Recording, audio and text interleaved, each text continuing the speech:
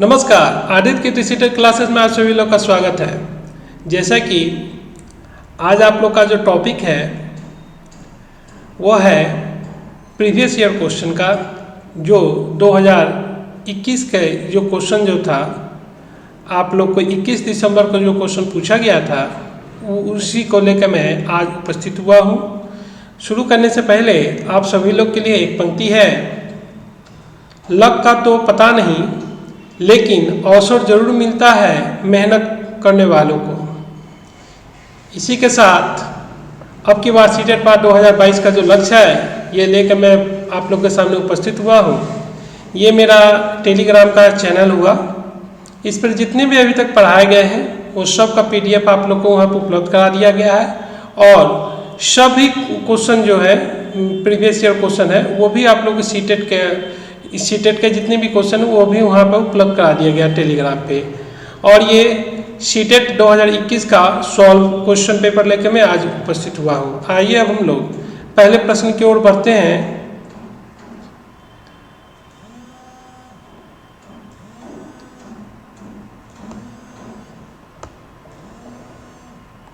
पहला प्रश्न है, रचनावादी कक्षा में निम्न में से किस पर महत्व दिया जाना चाहिए?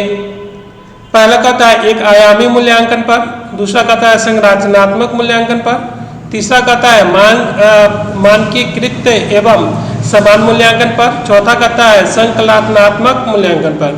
इसका सही उत्तर है 2 संरचनात्मक मूल्यांकन पर।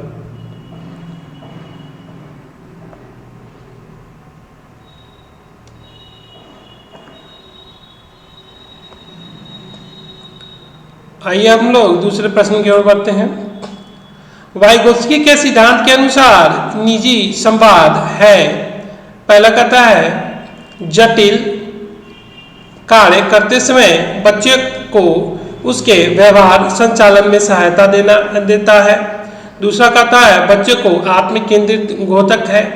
तृतीय कहता है बच्चे के क्रियाकलापों और व्यवहार का अवरोधक है। चौथा कहता है यह संकेत देता है कि संज्ञान कभी भी आंतरिक नहीं होता है। इसका सही उत्तर हो जाएगा पहला। जटिल कार्य करते समय बच्चे को उसके व्यवहार संचालन में सहायता देता है। आइए अब हम लोग तृतीय प्रश्न की ओर बढ़ते हैं। रीना कक्षा में दी गई किसी समस्या को सुलझाने के लिए अलग अलग तरकीबों से बारे में सोचती है। यह निम्न में से किसका प्रतीक है? अपसारी सोच, अभिसारी सोच, मानसिक सोच, कम प्रज्ञानता या बोधगम्यता का। इसका सही उत्तर हो जाएगा अपसारी। आइए हम लोग अब अगले प्रश्न की ओर बढ़ते हैं। कोहलबर्ग के भौतिक विकास सिद्धांत में दूसरे स्तर परंपरागत नैतिकता की तीसरी अवस्था को क्या कहा जाता है? कानून और आदेशपाल का अभिन्यास। द्वितीय बिंदु कहता है सामाजिक समझौता और व्यक्तिगत आधार अभिन्यास। तृतीय कहता है आज्ञा पालन और दंड अभिन्यास। चौथा कहता है अच्छा लड़का अच्छी लड़की अभिन्यास। इसका सही उत्तर हो जाएगा 4 अच्छा लड़का अच्छे लड़की का अभिविन्यास। आइए हम लोग 5वें प्रश्न की ओर बढ़ते हैं। रश्मि अपनी कक्षा में विद्यार्थी के सीखने की क्षमता को ध्यान में रखकर विभिन्न प्रकार के कार्यकलापों का उपयोग करती है और सहपाठियों द्वारा अधिगम को बढ़ावा देने के लिए समूह भी बनाती है। निम्नलिखित में से कौन सा इसका समर्थन करता है? पहला कहता है B.F. स्किनर का व्यवहारवादी सिद्धांत। दूसरा कहता है ले वाइगोत्स्की का सामाजिक सांस्कृतिक सिद्धांत। तृतीय बिंदु कहता है लॉरेंस कोहलबर्ग का नैतिक विकास का सिद्धांत। चौथा कहता है सिगमंड फ्रॉइड का मनोयौनिक सिद्धांत। इसका सही उत्तर हो जाएगा ले वाइगोत्स्की की सामाजिक सांस्कृतिक सिद्धांत। आइए अगले प्रश्न की ओर बढ़ते हैं। इनमें से कौन सा अध्यापक द्वारा पार का उदाहरण नहीं है? पार माने ढांचा का, ठीक है, यह सब जो है पार का होता है, ढांचा का उदाहरण नहीं है। कहता है सहपाठी संग साझा शिक्षण, इशारे का संकेत रटना, अनुकरण के लिए कौशल का प्रदर्शन करना। इसका सही उत्तर हो जाएगा रटना। मैंने हर बार आप लोगों को बोला हूँ, शब्दों को पकड़िएगा, सीटेट पार कर जाइएगा। यहाँ देखिए यह पार आ गया ना, पार का ढांचे के बारे में है। यहाँ कह रहा इनमें से कौन से अध्यापक द्वारा पार द्वारा उदाहरण नहीं है, तो रटना तो सीधे निगेटिव और पॉजिटिव शब्द आप देखेंगे तो यहाँ पर रटना दिया हुआ है, तो यहाँ पर नहीं है, तो यहाँ पर रटना का ये सब चीज़ को ही करना था। जो इसमें करने में निगेटिव शब्द होगा उसको चुन के हम लोग को करना। चलिए आगे अब हम लोग बढ़ते हैं अगले प्रश्न की ओर। शिक्षिका ने अपने विद्यार्थी से अपेक्षाओं, पहला कहता है बिंदु कहता है उनके अधिगम पर महत्वपूर्ण प्रभाव डालती है। द्वितीय बिंदु कहता है विद्यार्थी के अधिगम उनकी स्वयं की क्षमता पर किसी प्रकार के प्रभाव नहीं डालती है। तृतीय बिंदु कहता है का विद्यार्थी के अधिगम से कोई सहसंबंध नहीं है। चौथा कहता है बच्चे के अधिगम के लिए एकमात्र निर्धारक है। इसका सही उत्तर हो जाएगा पहला, उनके अधिगम पर महत्वपूर्ण प्रभाव डालती है। आइए हम लोग अगले प्रश्न की ओर बढ़ते हैं।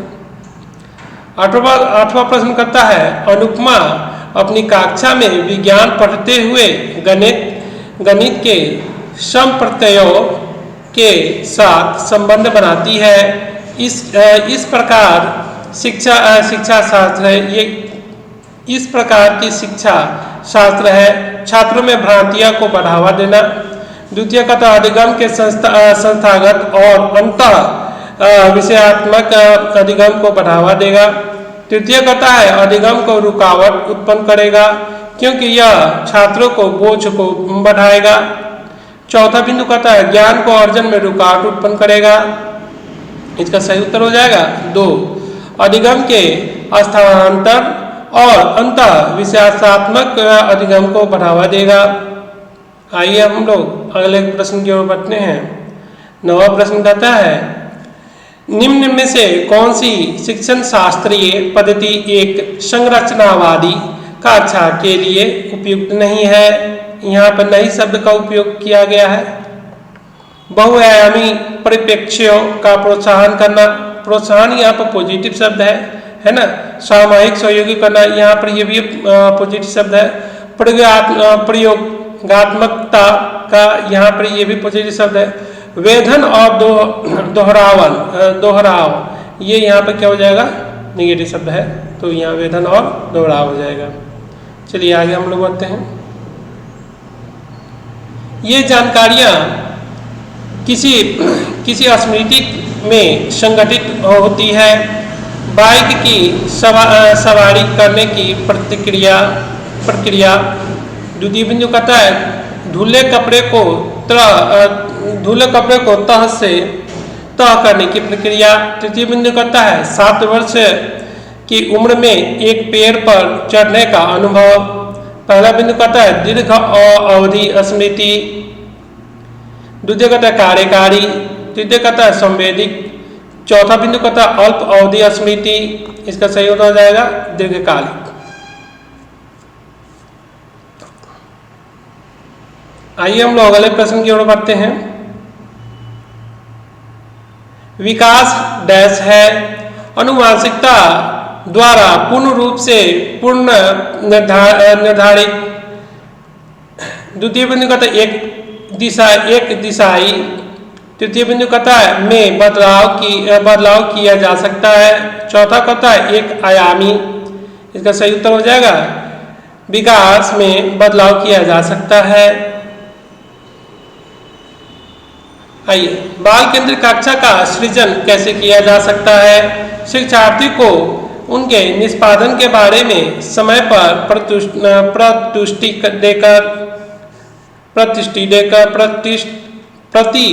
देकर द्वितीय बिंदु कहता है विद्यार्थियों में प्रतिस्पर्धा प्रोत्साहित करके।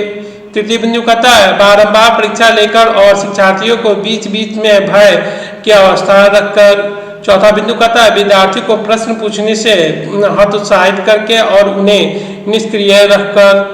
इसका सही उत्तर हो जाएगा शिक्षार्थियों को उनके निष्पादन के बारे में समय पर प्रतिपुष्टि देकर। आइए हम लोग अगले प्रश्न की ओर बढ़ते हैं। निम्न इनमें से कौन सा पूर्णतः आनुवांशिक द्वारा पूर्ण निर्धारित होता है? शैक्षिक सफलता, शिक्षा में रुचि, मित्रों का चयन, आंखों का रंग। इसका सही उत्तर हो जाएगा आंखों का रंग। आइए हम लोग अगले प्रश्न की ओर बढ़ते हैं। लड़कियों को गुलाबी कपड़ों और गुड़ियों से जोड़ा जाता है और लड़कों को नीले कपड़े एवं कारों से जोड़ा जाता है। यह किसको दर्शाता है? जेंडर रूढ़िवादिता को, जेंडर निरंतरता को, निरंतरता को। तृतीय बिंदु कहता है जेंडर सशक्तिकरण को। चौथा कहता है जेंडर विविधता को। सही उत्तर हो जाएगा जेंडर रूढ़िवादिता को। आइए हम लोग अगले प्रश्न की ओर बढ़ते हैं। पियाजे के अनुसार कौन सा संप्रत्यय कार्य रूप सूचना को संगठित और प्रतिपादित करता है? स्कीमा। असंगठित द्वितीय बिंदु कहता है अग्रिम संगठन। तृतीय बिंदु कहता है संवेदिक मुद्रक। चौथा बिंदु कहता है व्याख्यानात्मक प्रतिदर्शक। सही उत्तर हो जाएगा स्कीमा। आइए हम लोग अगले प्रश्न की ओर बढ़ते हैं। एक कक्षा में अध्यापिका भिन्न भिन्न जाति के समूह वाले अधिगमकर्ता के लिए समावेशी वातावरण की रचना कैसे कर सकती है? पहला बिंदु कहता है अपनी उन अवधारणा और पूर्वाग्रह पर चिंतन करके जो बच्चों के शैक्षिक अनुभव को सीमित करते हैं। द्वितीय बिंदु कहता है कक्षा में बच्चों के अनुभवों की विविधता को सम्मिलित करके। तृतीय बिंदु कहता है संस्था में मानवता की मूल संस्कृति पर बल देकर। चौथा बिंदु कहता है छात्रों को प्रोत्साहित करके कि वे स्वयं को मानकीय पाठ्यक्रम के अनुकूल बना लें। इसका सही उत्तर हो जाएगा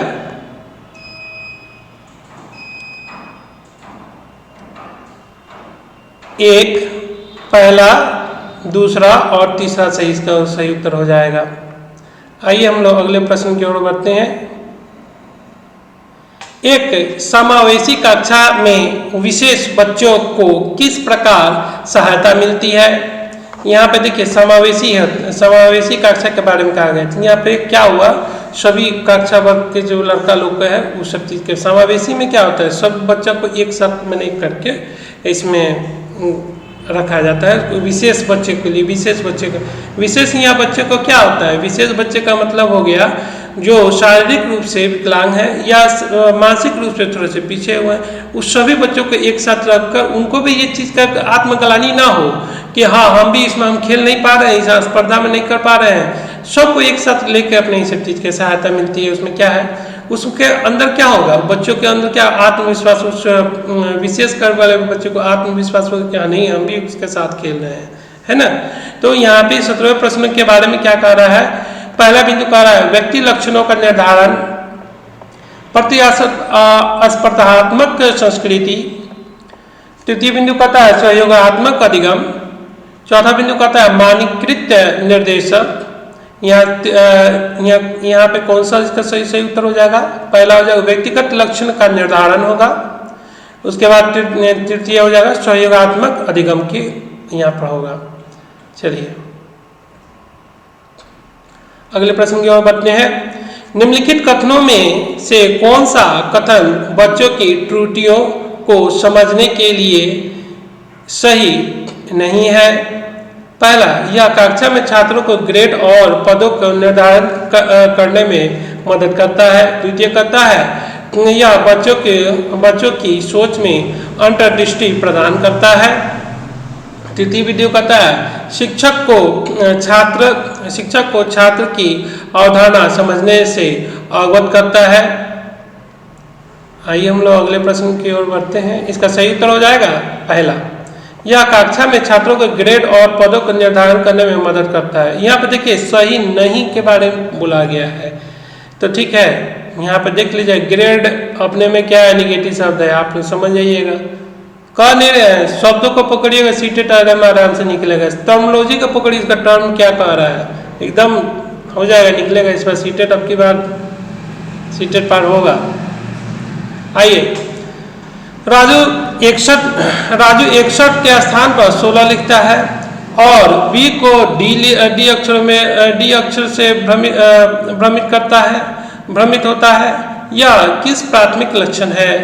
शौलीनता, क्रम के विकार, शैक्षणिक असहायता, लेखन वैकल्पिक, पठन वैकल्प। ये पढ़ने की जो है पठन वैकल्प के बारे में यहाँ पर हो जाएगा चौथा नंबर। एक संरचनावादी परिप्रेक्ष्य में बच्चों को किस प्रकार समझा जा सकता है? छोटे वयस्क के रूप में, पहला बिंदु कहता है। द्वितीय कहता है पर्यावरण को समझने की उत्सुकता के लिए हुए। तृतीय बिंदु कहता है निष्क्रिय प्राणी के रूप में। चौथा बिंदु कहता है दुष्ट जीव के रूप में जिन्हें सभ्य बनने की जरूरत है। इसका सही उत्तर हो जाएगा 2।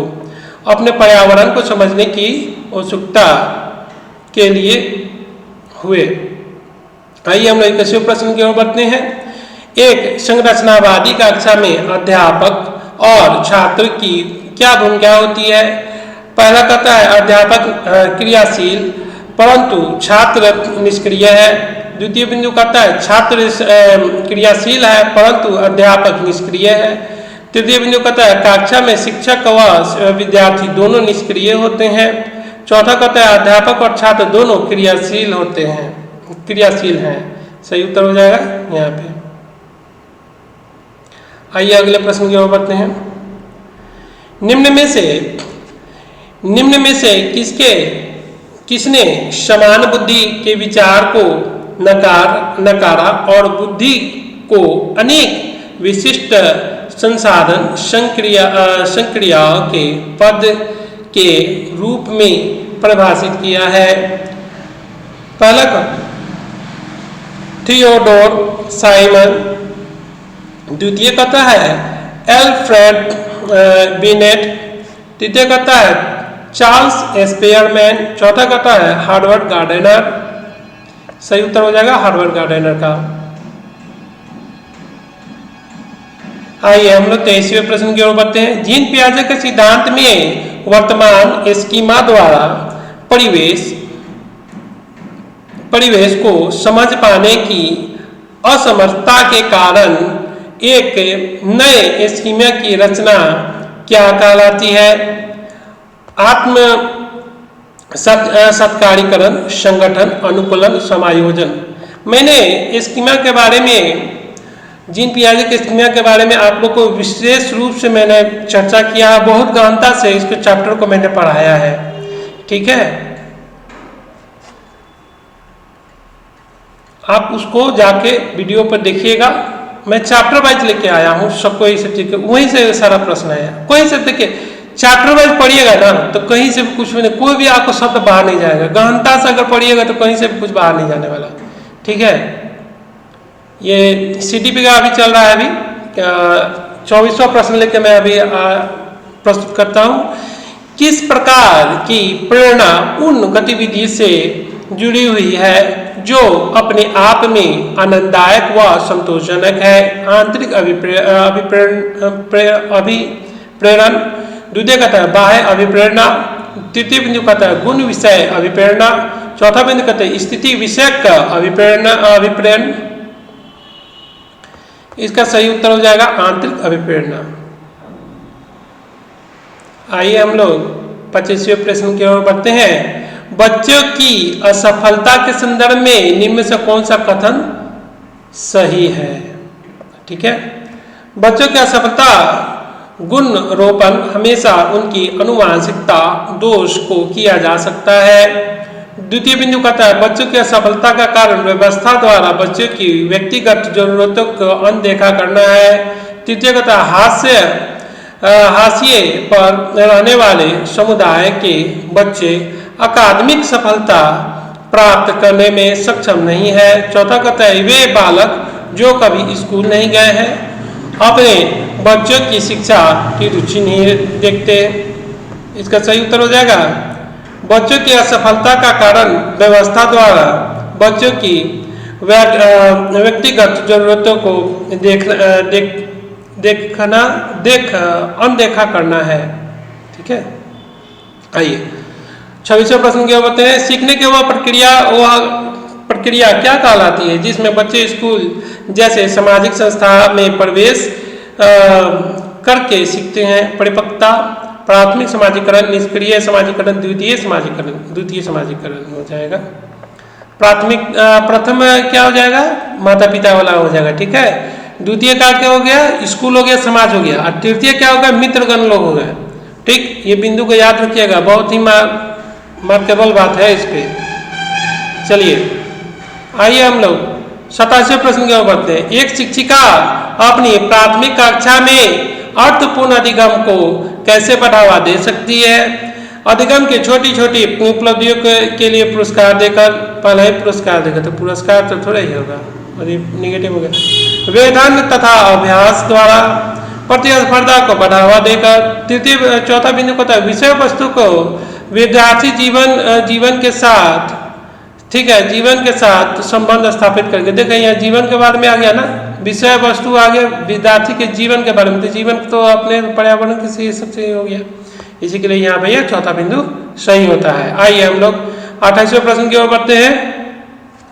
रमिका की कक्षा में एक दृष्टि बाधित छात्र है। एक समावेशी कक्षा में इस संदर्भ में उसके क्या निर्देशात्मक समायोजन करना चाहिए। विविध प्रकार का संदर्भात्मक प्रस्तुतिकरण। द्वितीय नक्शे, चार्ट, अस्पारिक संसाधनों का प्रावधान करके, मुद्रित पुस्तकें उपलब्ध करा के, छोटी मुद्रा वाली कार्यशीट प्रदान करके। इसका सही उत्तर हो जाएगा 2। त्रिविनिमय नक्शे और चार्ट जैसे अस्पारिसिकी संसाधनों का प्रावधान करके। आइए हम लोग 29वें प्रश्न की ओर बढ़ते हैं। राष्ट्रीय शिक्षा नीति 2020 क्या प्रस्तुति करती है। पहला विद्यालय के पाठ्यक्रम विषय वस्तु में कटौती। द्वितीय कहता है विद्यालय के पाठ्यक्रम के लचीलेपन में वृद्धि। तृतीय कहता है रटन अधिगम को महत्व देना। चौथा कहता है विवेचनात्मक चिंतन को महत्व देना। इसका सही उत्तर हो जाएगा 2। 1, 2 और 4, यह सभी 1, 2 और 4, यह 3 नहीं। और रटना तो आपको पहले ही नेगेटिव शब्द हो गया, यहाँ पे 1 हो जाएगा, 2 हो जाएगा और 4 हो जाएगा। ठीक है, आइए हम लोग तीसरे प्रश्न की ओर बढ़ते हैं। कथन ए शिक्षा असफल हो जाती है जब बच्चों से यह अपेक्षा की जाती है कि वे प्राप्त ज्ञान को ज्यों का त्यों पुनः उत्पादित करे। कारक आर कहता है कि जानकारी को पुनः